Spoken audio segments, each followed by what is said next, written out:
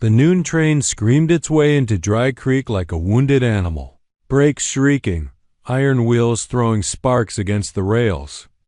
Dust rose in thick clouds, coating boots, hats, and the waiting men who stood stiffly along the platform. Most of them had come for the same reason, to see the mail-order bride they'd heard whispers about. A woman sent west by paper and promise, meant to become a wife in a land where loneliness stretched farther than the plains. When she stepped down from the train, silence fell. She was smaller than they'd imagined, wrapped in a travel-worn coat, one gloved hand gripping a leather trunk as if it were the last solid thing she owned. Her face was pale from weeks of travel, eyes scanning the unfamiliar land with caution and quiet resolve. She looked like someone who had learned not to expect kindness. But it wasn't her fear that stirred the crowd, it was her shape. Even beneath layers of fabric, the truth showed. The gentle curve at her belly told a story this town wasn't ready to hear. A murmur spread, quick and sharp as prairie wind through dry grass. She's with child, must be mistaken. No man ordered that. She felt the judgment before she heard it. Her spine stiffened. She had known this moment would come. All through the journey west, she'd rehearsed explanations that no one would want to hear. She hadn't come to deceive, only to survive. Among the men waiting stood Tall Elk. He did not push forward. He did not whisper. He watched. Tall Elk had chosen a mail-order bride not out of desperation, but necessity. His land needed a household. His life needed balance. Loss had taken enough from him, family, time, certainty, and he was done letting fate decide alone. When the letter arrived describing a woman willing to come west, he answered with few words and honest intent. Now he studied her face, not her belly. He saw fear held in check by pride. He saw weariness earned the hard way. And he saw courage, because stepping off that train took more of it than most men in Dry Creek would ever need. The station master cleared his throat. "Miss," he said, uncertain. "You're expected?" She nodded. "I am." Her voice was steady, though her hands trembled. She turned slowly, eyes moving across the gathered men until they landed on Tall Elk. He stood apart from the rest, taller, broader, his dark hair bound neatly at the nape of his neck.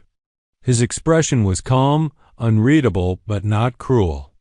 "You answered my letter?" she asked. "I did," he said simply. The crowd waited for him to speak again.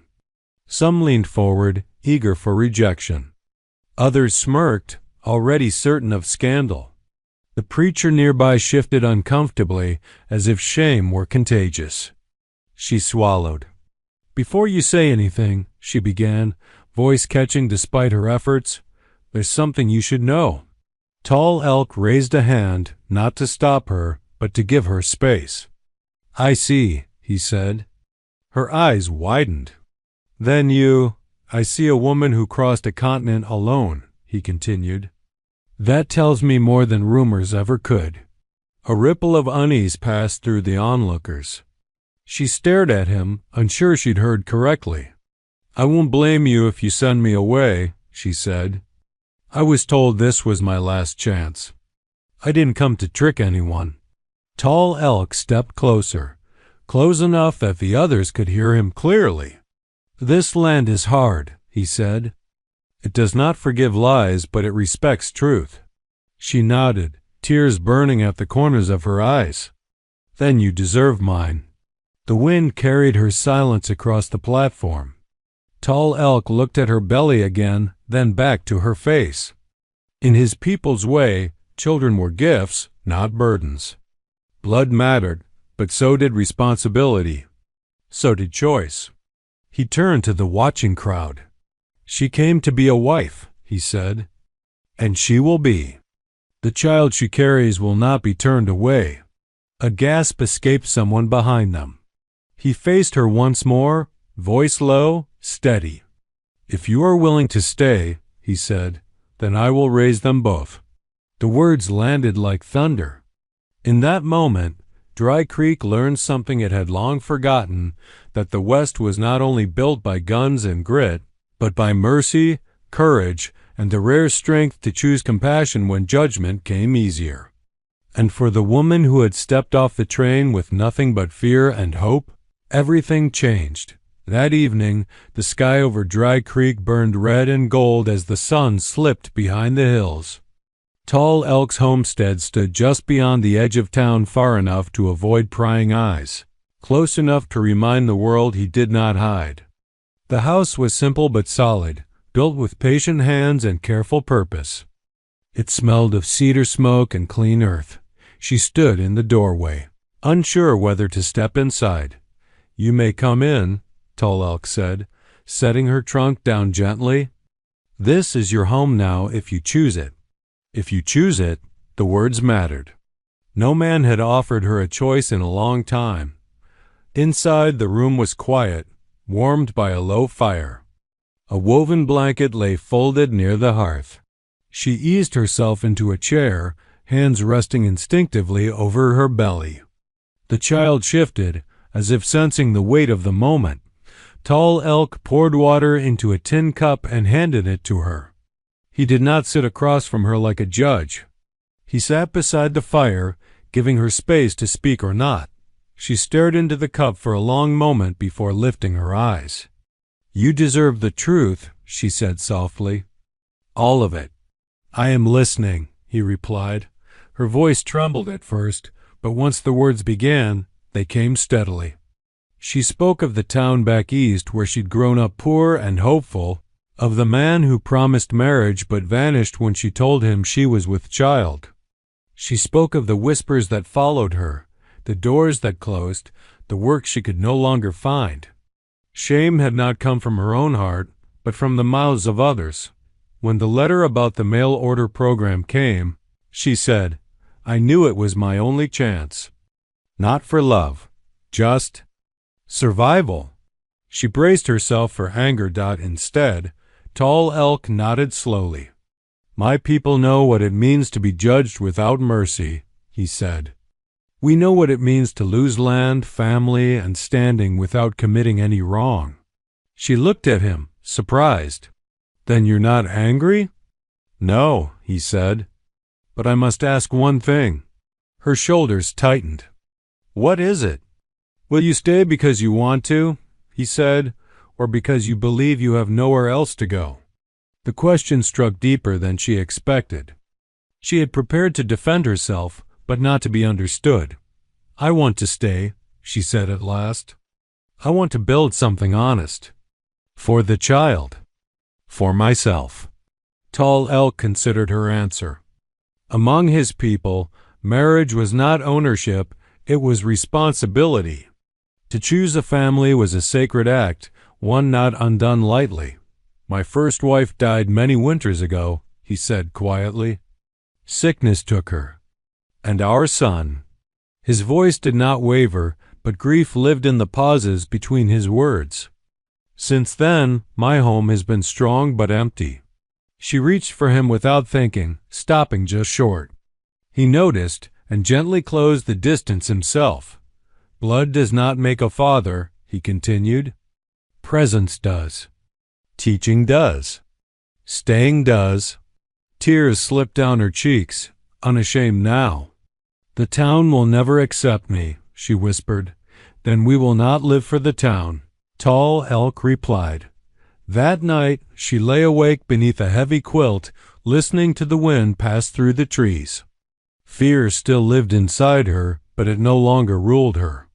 For the first time since she'd felt the child move within her, she believed the future might hold more than endurance. Outside, Tall Elk stood beneath the stars, thinking of the choice he had made. He knew hardship would come: mockery, threats, rejection. But he also knew this: the strength of a man was measured not by what he claimed, but by what he protected. By morning, the truth would be known across Dry Creek. But tonight, two strangers shared something rarer than certainty: mutual respect. And in the quiet space between them, a family began to take shape. The next morning, Dry Creek woke to a wind that carried more than dust, it carried gossip. Word spread like wildfire. The mail-order bride had arrived, and she was already with child. Whispers snaked through saloons, general stores, and along the boardwalks, growing louder with each retelling. Men shook their heads in disapproval, and women clutched their aprons, murmuring about shame and scandal, but Tall Elk was unmoved. He rode into town alongside her that morning, not to announce judgment or stir controversy, but simply to show that she was under his protection. His horse's hooves clattered on the wooden planks, eyes steady and proud, as though daring anyone to question him. He was not angry.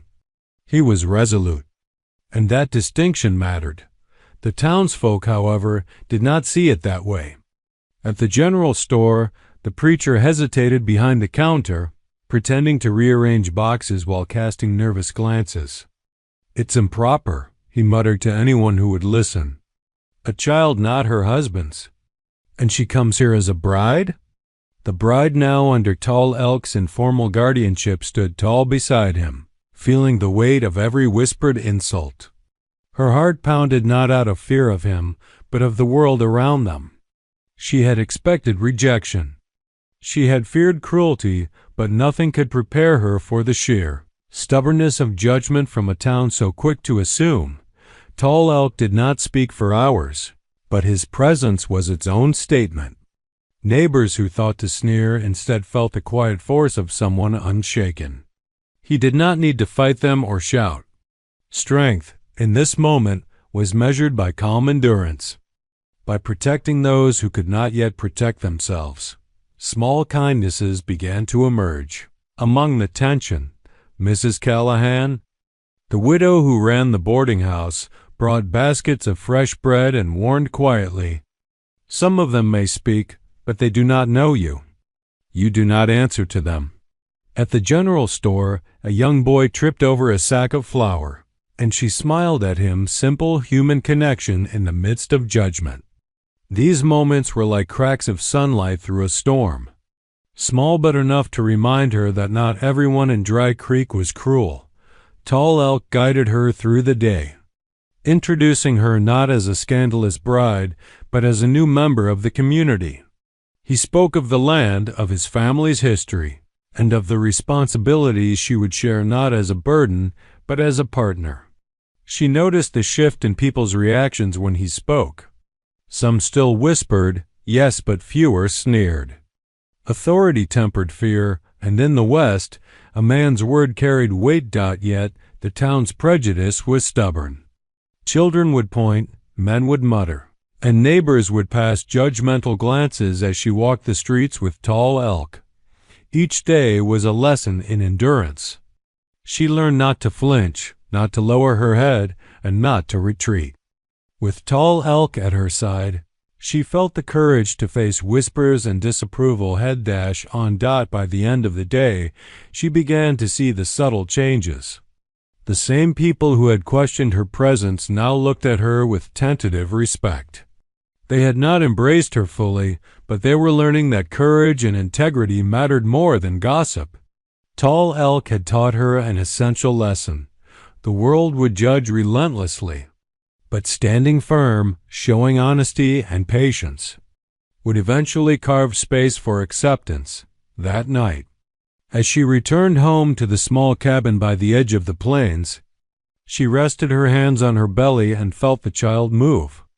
It was a reminder that life, stubborn and unbending, would continue despite the town's whispers. Tall Elk tended the fire and watched her with quiet admiration, proud of the bravery she had shown. And in that moment, she realized something vital. Judgment would always exist, but so would those willing to rise above it. Together, they were beginning to build not only a family but a shield against the cruelty of the world. For the first time since her journey west began, she believed that courage, loyalty, and mutual respect could conquer fear, even in a town that didn't yet approve. Winter had loosened its grip on the plains, but the wind still carried a sharp bite.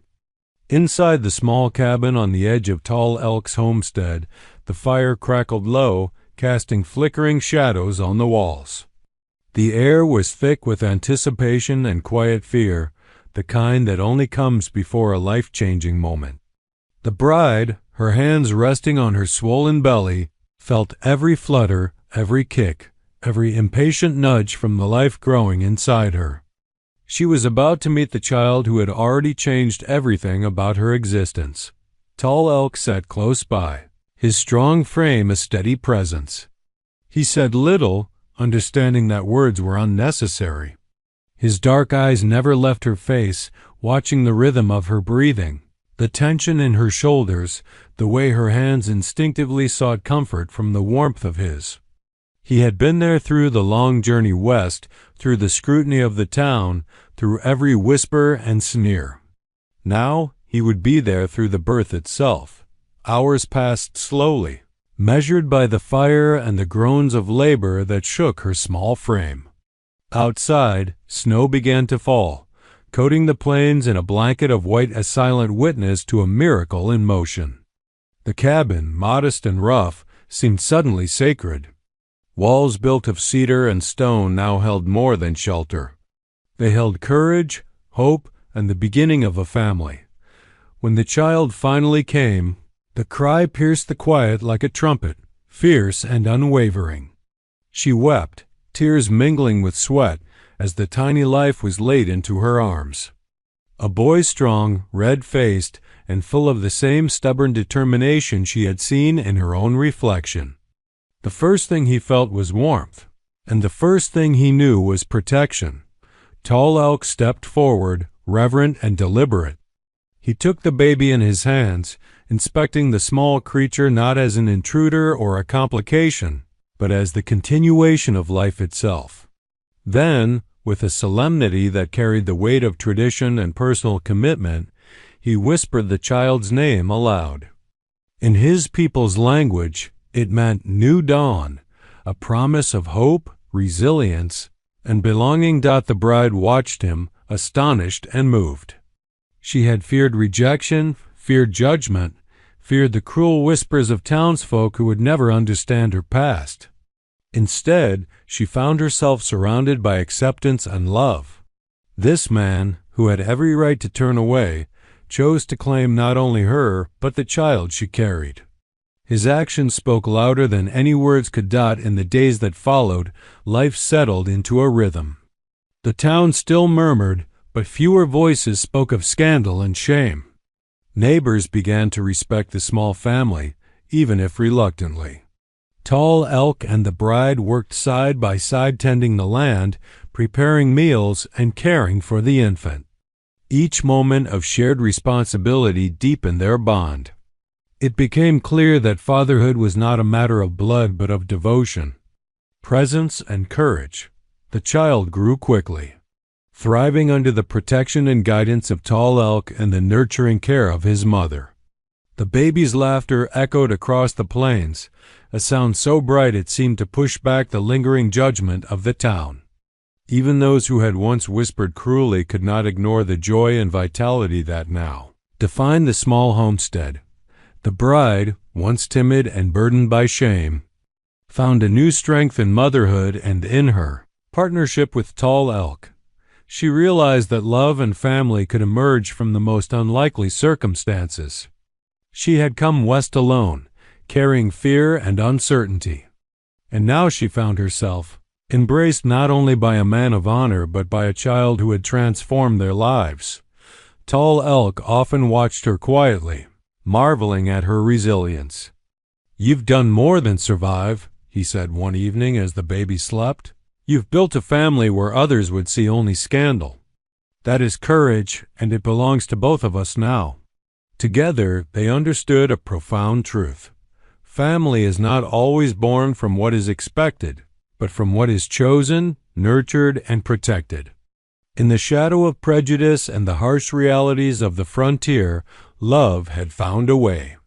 And in that love, the promise of a new life, bright, unafraid, and full of hope, had been born. Spring had returned to the plains, painting the hills with fresh green and wildflowers. Life at the homestead had settled into a rhythm. The baby's laughter filled the cabin. The animals grazed peacefully in the pastures. And Tall Elk and the bride worked side by side, building a life on trust, respect, and shared responsibility. Yet, even in this fragile peace, shadows of the past lingered. One afternoon, a rider appeared on the horizon, a man from her life before the West, the one who had abandoned her and left her to bear a child alone. His approach stirred fear that had long lain dormant, a reminder that her past was never far behind. He carried the same smug expression she remembered, one that suggested entitlement, control, and the belief that the child and she could be claimed like property. She froze, hands resting on the child's tiny head, heart pounding. She had imagined this moment countless times during the long journey west, but reality struck differently. She felt anger, shame, and a flicker of hope all tangled together in a single, powerful knot. Tall Elk noticed immediately. He stepped forward, eyes narrowed, stance steady. There was no panic, no haste. Just presence, authority, and unwavering protection. The man halted at the edge of the homestead, clearly unprepared for the quiet strength that faced him. "I have come for what is mine," the man said, voice dripping with arrogance. "The child, the woman you belong to me." Tall Elk's response was measured, deliberate. "No," he said simply. "You claim nothing here." The former lover sneered, circling the yard as if the open plains would grant him courage. "You think a child not of your blood can be yours to raise? That she can choose you over me?" The bride took a step forward, her voice firm. "I choose the life we've built. I choose him, and I choose my child. Neither of us belongs to you." Tall Elk placed a hand on her shoulder, a silent shield. "The law in the East may have been in your favor, but out here, family is built on choice, not cruelty. You leave or you face what justice requires." His words were calm, but they carried the weight of a man who had survived loss, prejudice, and hardship, and had the power to protect those he loved. The man's arrogance faltered. He looked around, realizing that this wasn't the timid woman he had left behind. This wasn't the helpless child she once was. Standing beside her was a man of honor and strength, and together they formed a bond unbroken by distance or time. "Can't," the man stammered. "This isn't right." "You are wrong," Tall Elk said, voice steady. "This family is ours. You may walk away or you may leave by force. But the choice of this woman and the child she carries is final." The man, seeing no advantage, spurred his horse and rode off, leaving only the dust of his departure in his wake. The bride's hand shook, but she was not afraid.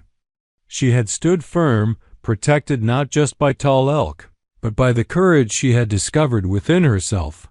Inside the cabin, she sank into a chair, the baby nestled safely in her arms. Tall Elk sat beside her, gently brushing a strand of hair from her face. "You were brave," he said. "Not for me, but for yourself and your child. That is the kind of courage the West respects."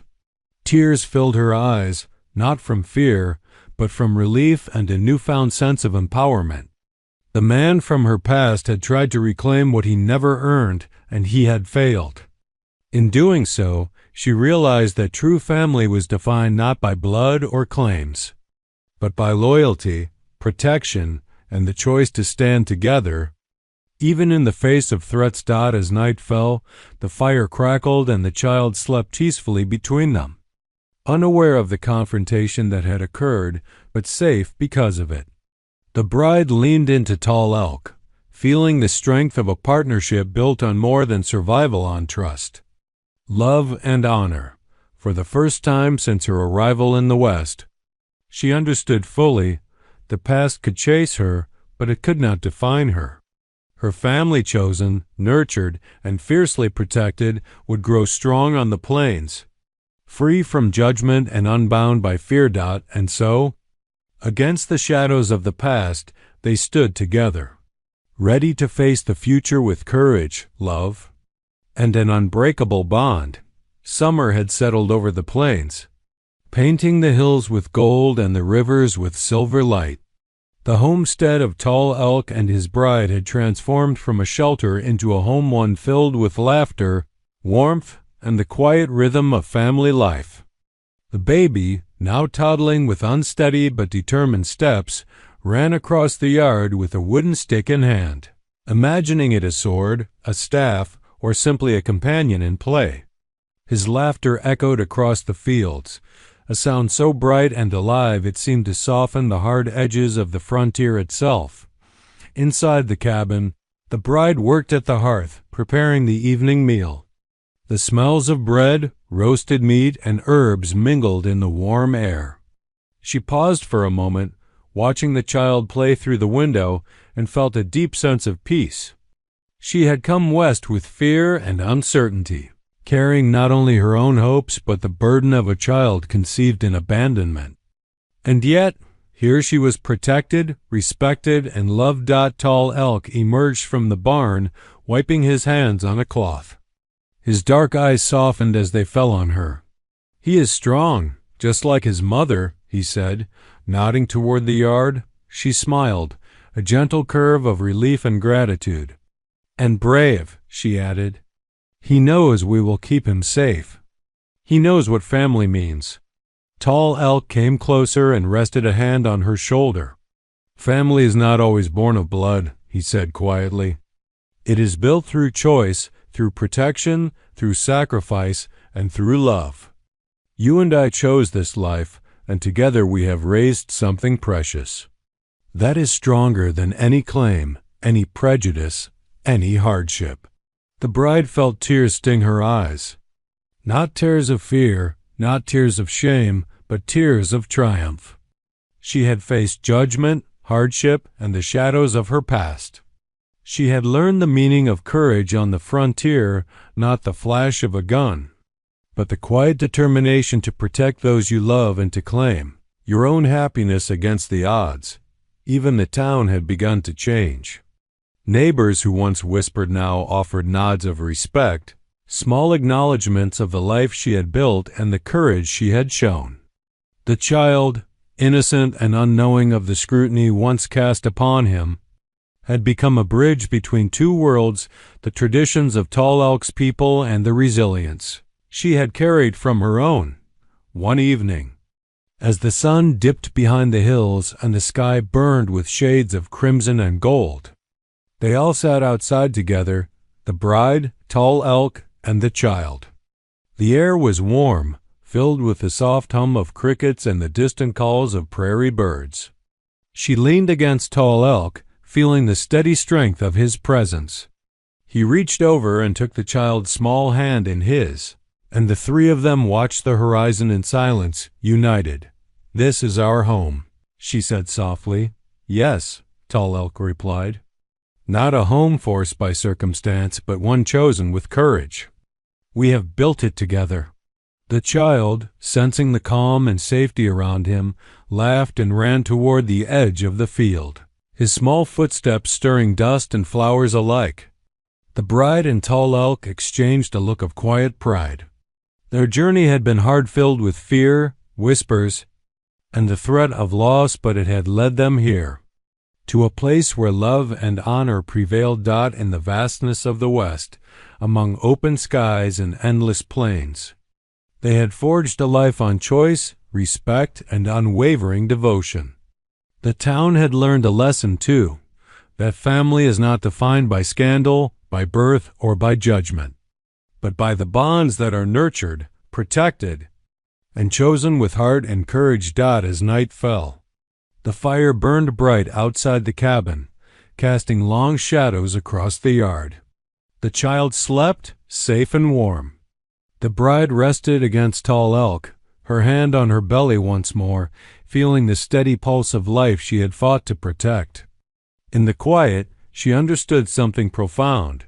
Happiness is not given, it is built. And they had built it together against all odds. The West could be harsh and unforgiving, but in their small corner of it, love had triumphed. And that, she knew, was the greatest victory of all. The end.